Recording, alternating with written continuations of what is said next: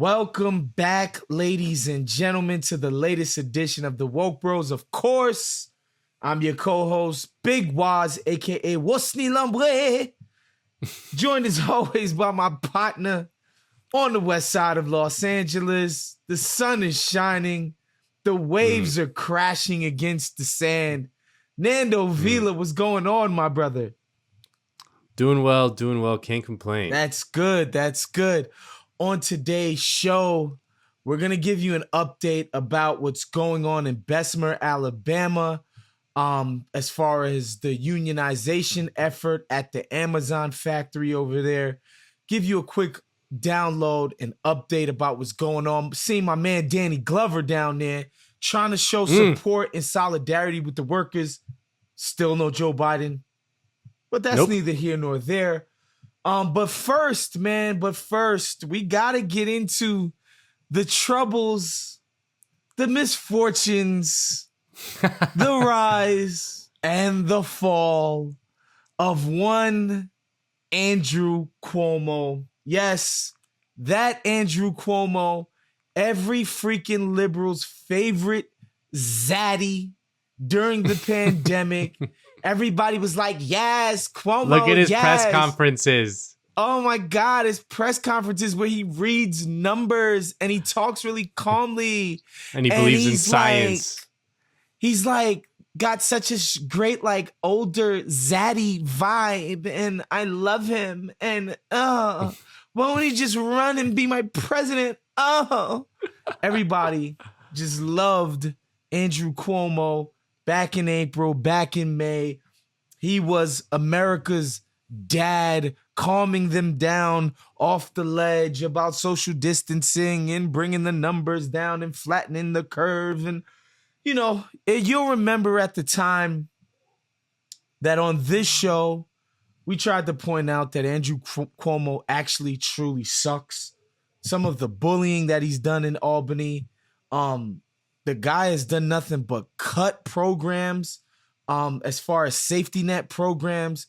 All he's done is bend over backwards, take his pants down to his ankles for the corporate interests to have their way with him and New York State.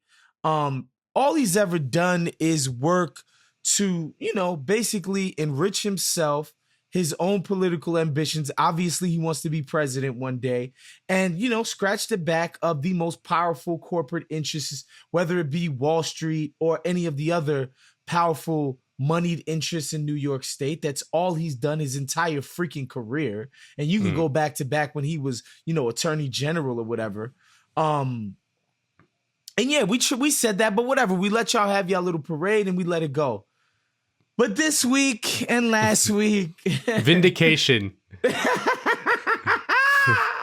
Sweet vindication. A piece came out in the New Republic where they basically, man, I'm not going to lie, they outlined just the stone cold fact about just Democratic Party higher-ups essentially saying, because Cuomo is, to his credit, in his third term, essentially saying that, well, voters know who Andrew Cuomo is. It's been all over the press from upstate in Albany to local in New York.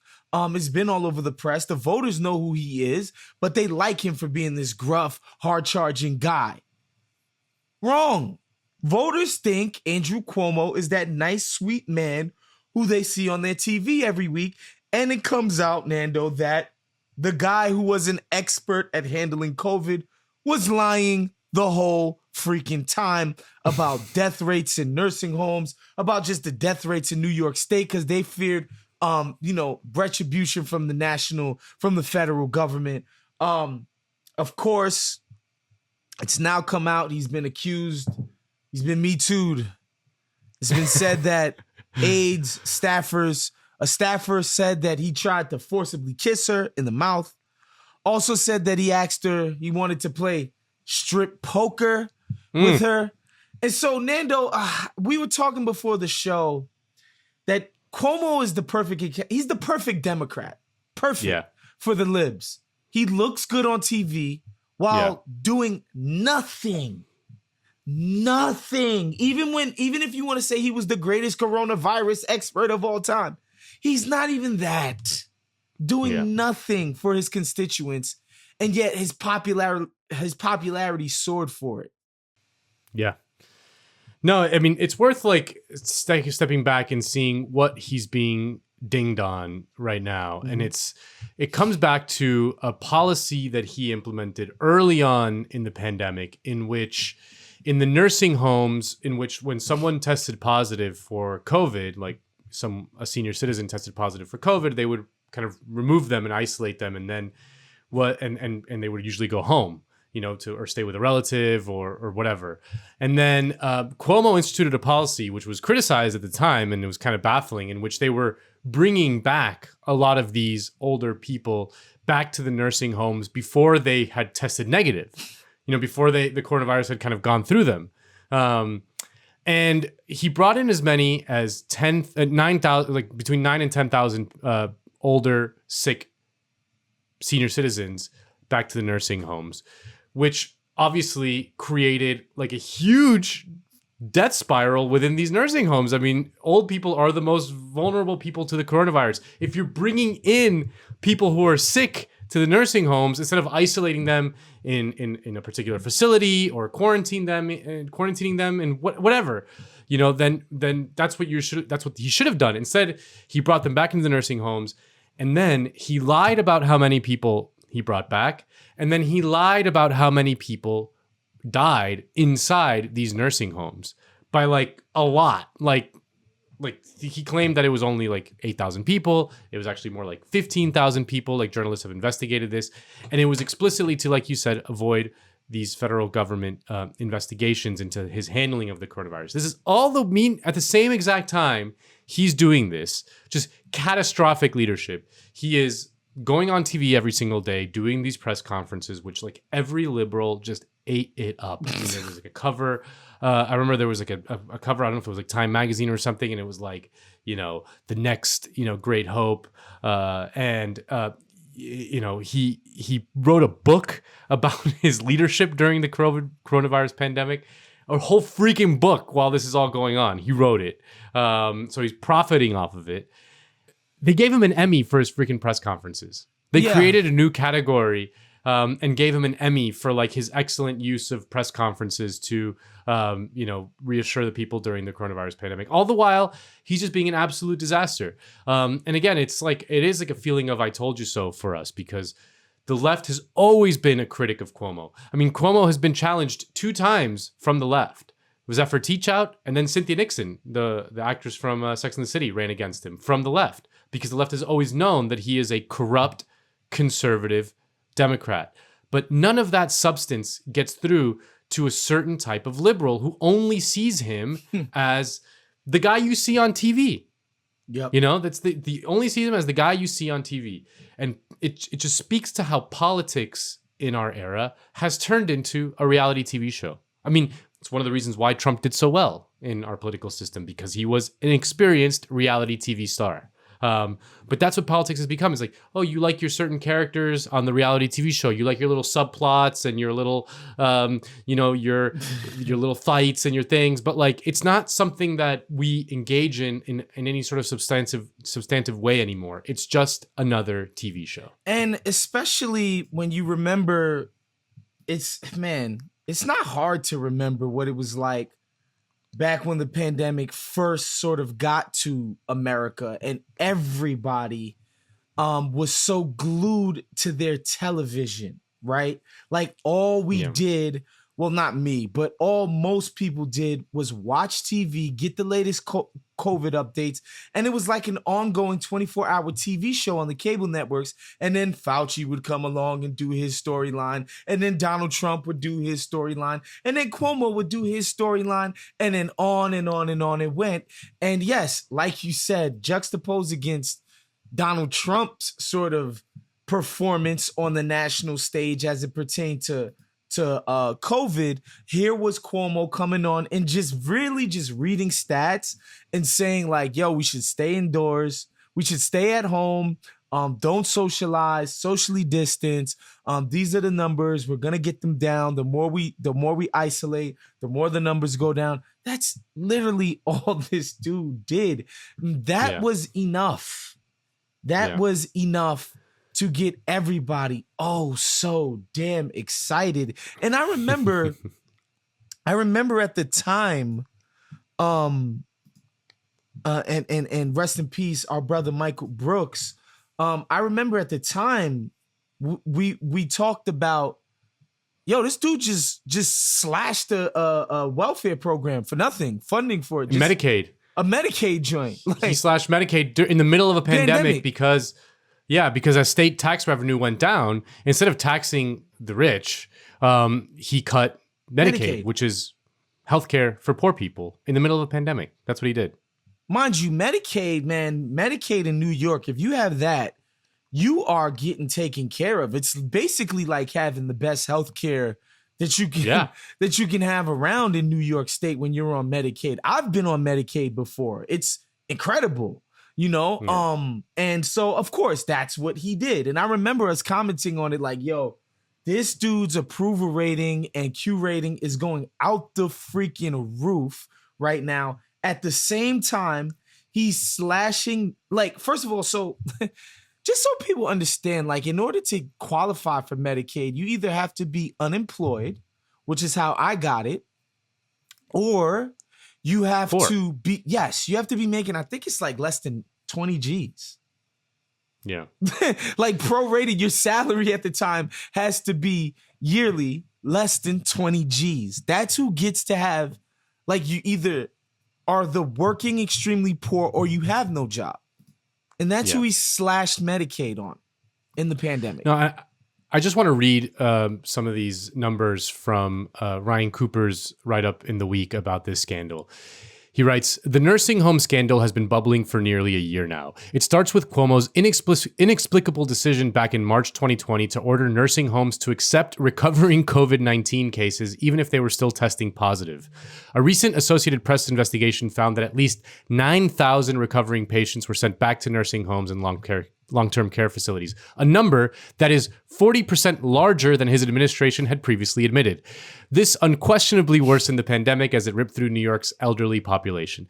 But that isn't the only number Cuomo fudged on in nursing homes. New York Attorney General Letitia James investigated the situation and found that his people may have undercounted the number of deaths associated with nursing homes by 50%. Cuomo then admitted that instead of the 8,500 dead they had been reporting, the true number was over 15,000, or about a third of the state's total deaths.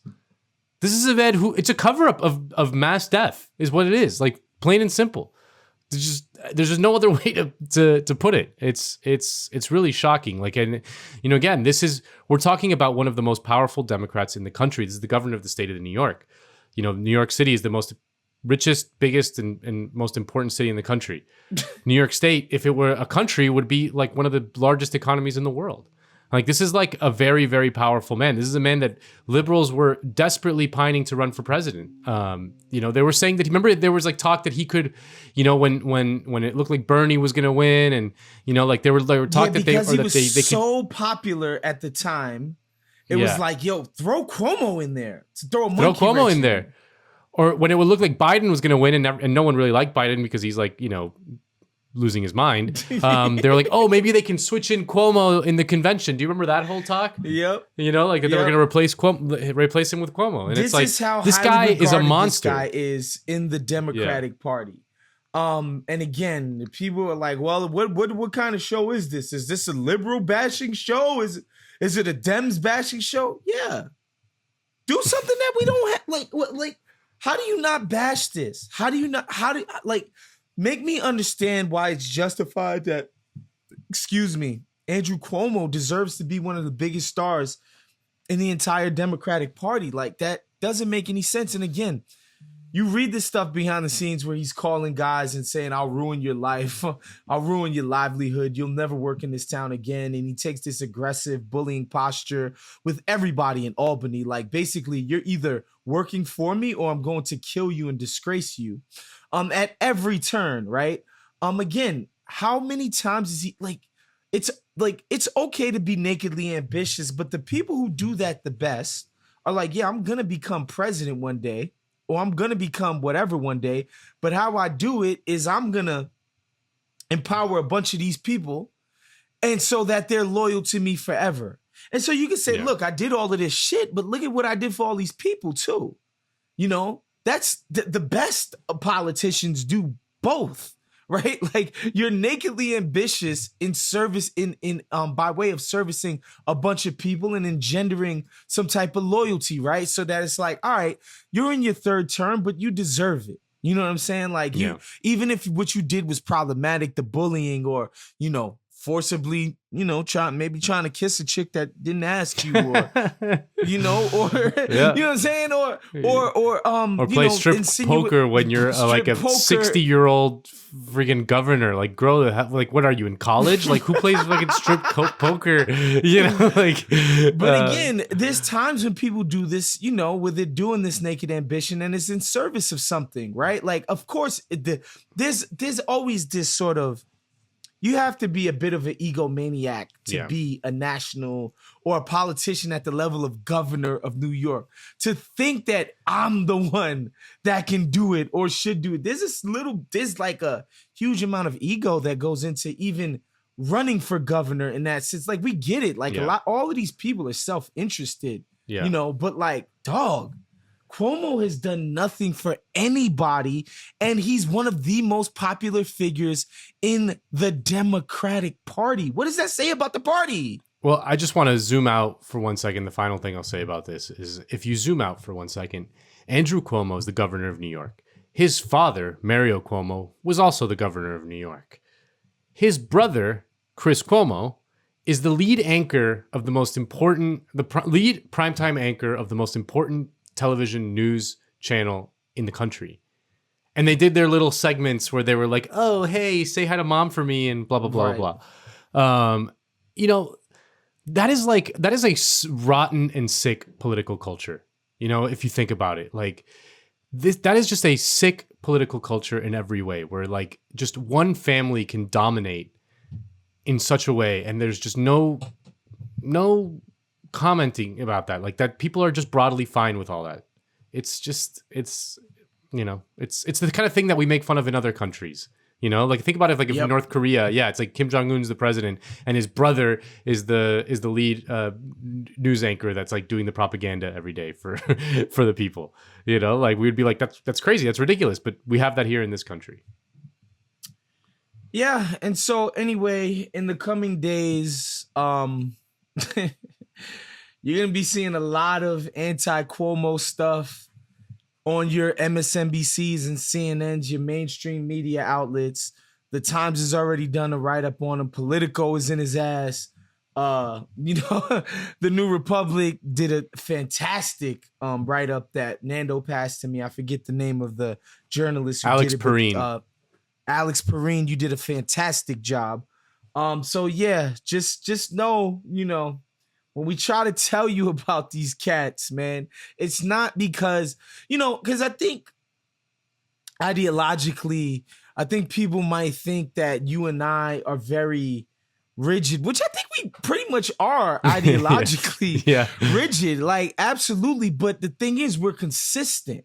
Yeah. And that's my problem with a lot of libs, man. The consistency just isn't there because they aren't tethered to any ideological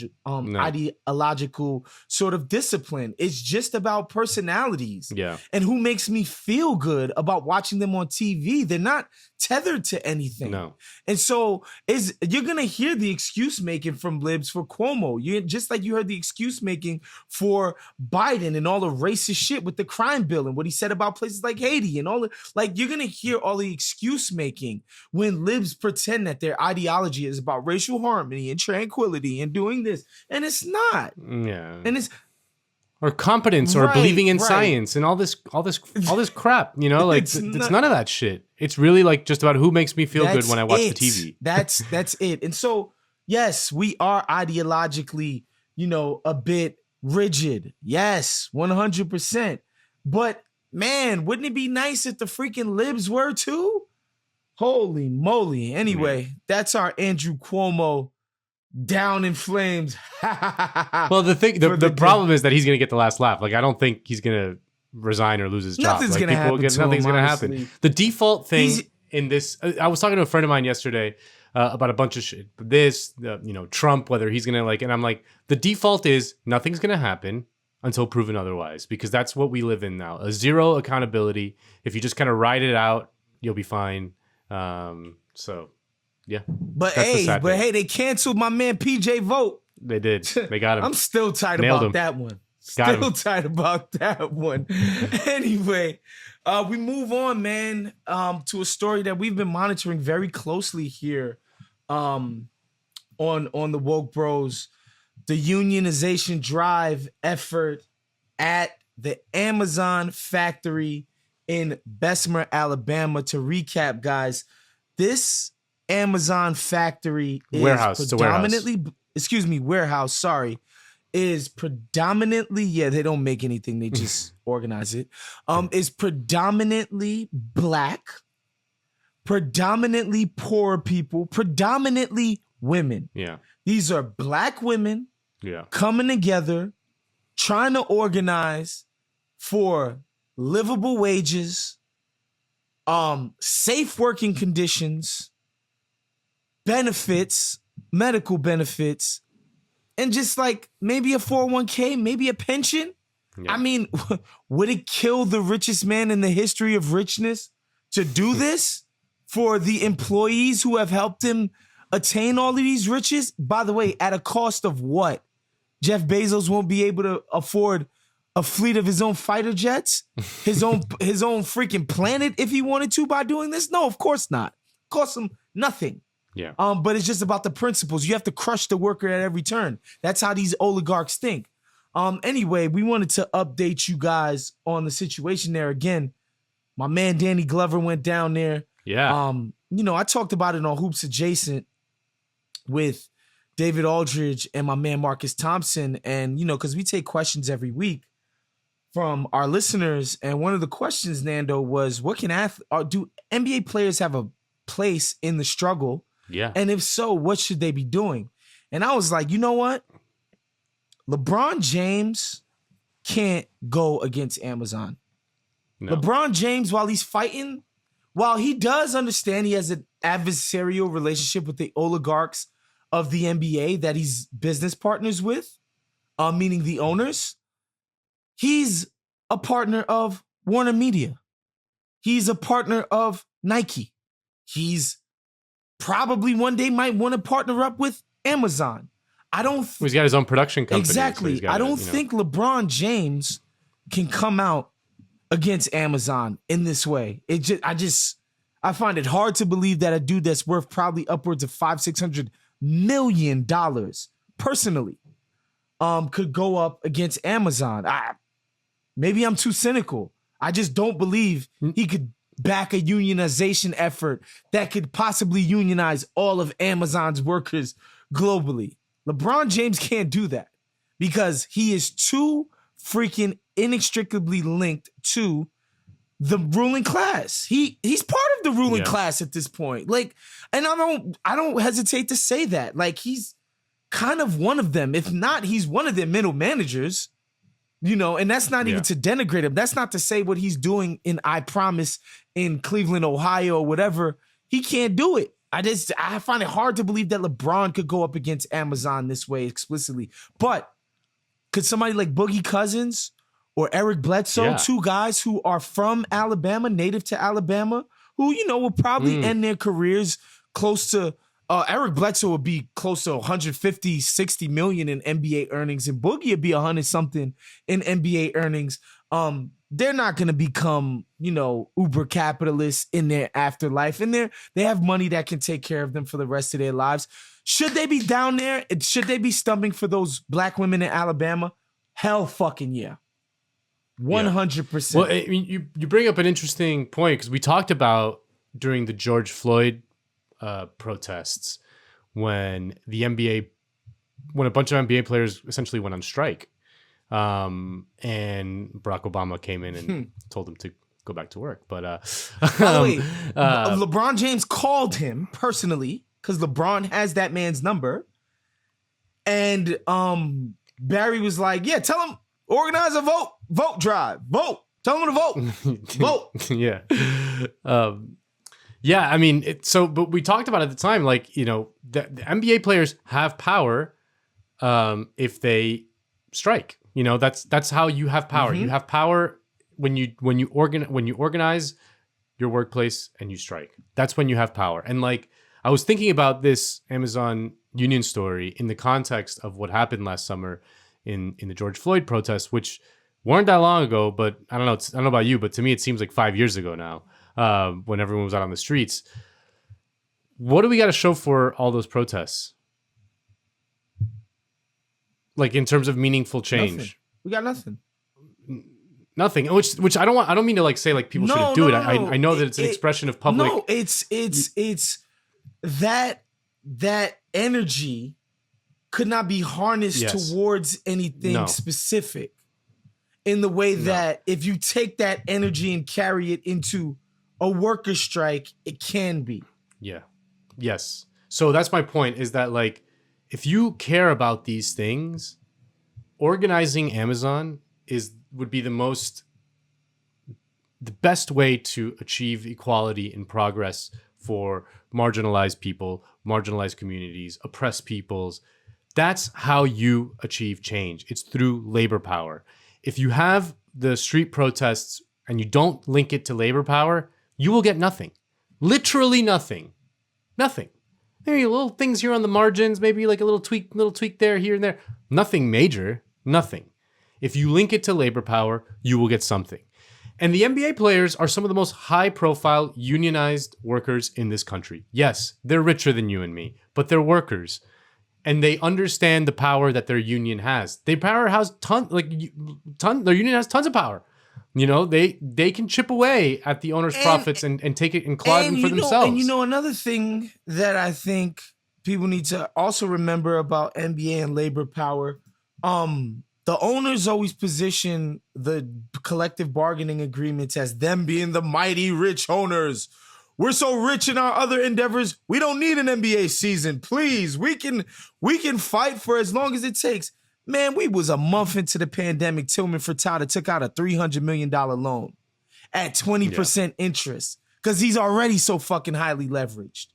You know what I'm saying? Who was the player that had to like pay the staff at the stadium? There was like a player that paid. I think it was Lonzo. I think it was Lonzo. Zion. Excuse me, Zion. For the Pelicans was like, yo, I'll pay the staff out of my pocket. And the PR was so nasty behind that. The Bensons was like, whoa, please, we'll do it. Gosh. Yeah. Anyway, I say all of that to say, it's important to be highlighting what they're trying to do down in Alabama. And Nando, please hit us with that update, brother. So but basically what's the unionization drive has started. The vote has started. And because it's a pandemic, it's being done by mail. So it's like a long campaign. I mean, they have until March 29th to submit their ballots via mail. The fight has been pretty interesting to watch because Amazon obviously hired, you know, the most successful anti-union law firm that there is. It's called like Morgan Lewis or something like that, to lead the anti-union fight. There's all kinds of crazy things. I mean, there was a story that came out in which Amazon got the city council in Bessemer to change the traffic light patterns because union organizers are not allowed on the Amazon property. So the only place that they could actually talk to people was like they would like at red lights, like the workers driving into work, they'd stop at a red light and a union organizer would show up and be like, hey, I want to talk to you about the union or whatever. They changed the traffic lights, and this actually came out and was confirmed to limit the amount of time that they had in red light for the union organizers to talk to the workers. And those originally damn tricky capitalists, Nando. Yeah, absolutely. But originally, this was organized by a union called the RWDSU, the Retail and Wholesale Domestic Workers Union. And it's been really interesting because originally they wanted to do a bargaining unit that was about 1,500 workers, which are the full-time workers that work at that warehouse. Amazon did a clever trick, which employers do a lot, which is where they want to expand the bargaining unit as much as possible because they know it's much harder to win a vote if you have to, you know, win like a big mass of people than if you just have to win a handful of people, right? And this included a ton of temp workers, and those are really, really difficult to organize, right? Like, a guy who's just going to work there for a couple of weeks, he doesn't want to rabble rouse too much, he doesn't want to rock the boat too much. He knows that like it's much more precarious for him, so they ended up expanding the bargaining unit to around 6,000 workers, which again, if it passes, would be amazing because it's a much larger bargaining unit, but it makes it much more difficult for it to pass. So yeah, I mean, there's all kinds of things as well. I mean, like it's just it's like the you look at some of the statistics in Bessemer. I mean, the median household income, not like a person's income, like the income of their household, is about $30,000 a year. I mean, obviously Jeff Bezos is worth about $160 billion a year. This is the front line of any anti-racism that you want to do, any anti-racist policy you want to do, any sort of equality that you could ever want. This is how you do it. I mean, when we look back at the victories of the civil rights movement, they were possible because there were committed civil rights activists for decades fighting this, but there was also a powerful labor movement that was allied with the civil rights movement. It was those two forces working hand in hand that was able to achieve change. Yeah, even as Nando liked to put it, even the crusty ass ACLIOU or whatever. AFL-CIO, AFL-CIO, the crusty ass AFL-CIO back the movement. You use like fat guys from Detroit being like, yeah, I'm down with a civil rights, like they had like their cigars and they were like, we're gonna go watch the Lions game and pass civil rights. Yeah, but this is, and then I'm gonna have a heart attack. But this is how it gets achieved. I think $15 an hour comes out to like 32 G's a year or something. So like, two people working at Amazon would effectively be double the median household income in Bessemer, Alabama, just by working at Amazon, just by achieving $15 an hour from the richest corporation in the world. Like, what the fuck? What are we even talking about here? This is what Jeff Bezos is hiring, the most ruthless labor union busting law firm in the country for. So he can avoid doing just that. We're talking about the bare minimum here. But also he knows once they get organized, this is just the start, baby.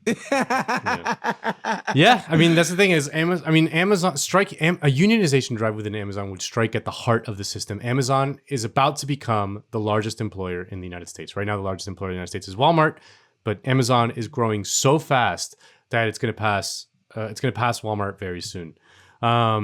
The amount of people they've hired in the last year because of the pandemic has been staggering. I mean, it boggles the mind. I mean, this is kind of what happened. This is why they kind of got caught off guard, because usually Amazon is very careful about where it opens a warehouse, because they have these algorithms that study potential union activity. They really do. Like this is crazy, but like they've developed these programs with the technology to study, like, okay, what are the politics of this region? What is the history of this region? What is the racial makeup of this region? What are employees saying in this region? Like they can monitor all that shit and decide like, oh, this is too risky for a union activity. But because they had to grow so quickly, they opened this warehouse in Bessemer and got kind of caught off guard. I mean, Bessemer, it's in the middle of Alabama, which you would think, oh, it's a right to work state. It's very anti-union, but apparently Bessemer has a very kind of rich union history. And a lot of those people that are organizing in Amazon, probably like their parents or their grandparents were in a union, and they remember like the benefits that brought for them. So yeah, I mean, it is to me, it's like the story to watch if you care about any of this shit.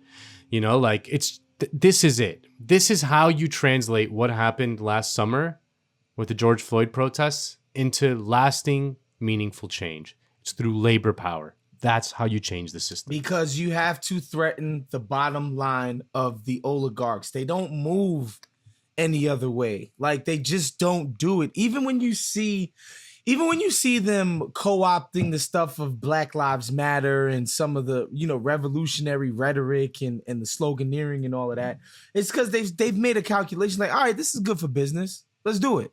That's it. They only move by what the bottom line is. They don't, nothing else. They're never going to be like, well, man, it would completely change the lives of these people in Bessemer if they became unionized. Like, It's not like, oh, they would be so much less productive and they would do this. It's like, it's nonsense. It's nonsense, man. Yeah. They're just like, you know what? This would cost us. We would have to pay our employees more, give them more benefits, treat them like human beings. Fuck that. Fuck that. And yeah, so that's why we're paying attention to it. And again, we keep reminding you guys who's supporting these women, these Black women. Again, all of a sudden, I don't hear none of the woke rhetoric coming out of the libs about this. No. There's no. And of course, Joe Biden, nowhere to be seen. Nowhere to be seen. The most powerful man in the country, nowhere to be seen on this. The party, ostensibly, that's supposed to be the party of the working people of this country, nothing. Obviously, Brother Bernie, endorsing them and lending whatever little microphone he has to it. But come on now. You're not going to see Pelosi doing no shit like that. No, Schumer, of course not. But even Schumer, he's in a unionized state. He's like, fuck that. I'm good. Yeah. I don't got to do all of that. Like, you're just not going to see it. Yeah. Yeah. No, you're not going to see it. So that's why. Love to have a left party that doesn't support labor. You got to love it. And so that's why we're going to continue to monitor that here on the Woke Bros. Of course, man, thank you guys for tuning in, supporting us, man. We really enjoy the feedback. So many people reaching out to us on a week-to-week basis, just being like, yo, love what y'all do. Love the important work. So many people reached out about Judas and the Black Messiah. We told y'all that movie was gonna fuck you up, and it did. So shouts to everybody who reached out to me and Nando about our review of the movie. Obviously, we loved it. Please, if you can, we know it's tough times. If you can, spare it.